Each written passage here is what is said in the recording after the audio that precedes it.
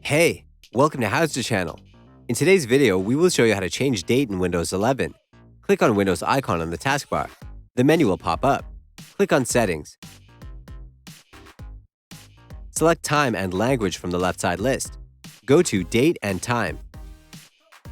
You can disable automatic time setup. Turn the switch off next to Set the Time Automatically option. Go to Set the Date and Time option.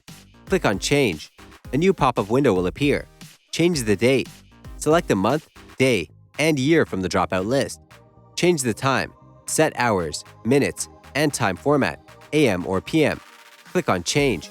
If you want the time to be set up automatically, turn the switch on next to Set the Time Automatically option. That's it. Thanks for watching the video. Please like it and let us know if you used any of our tips and tricks. Subscribe to our channel. We upload new tutorials every day.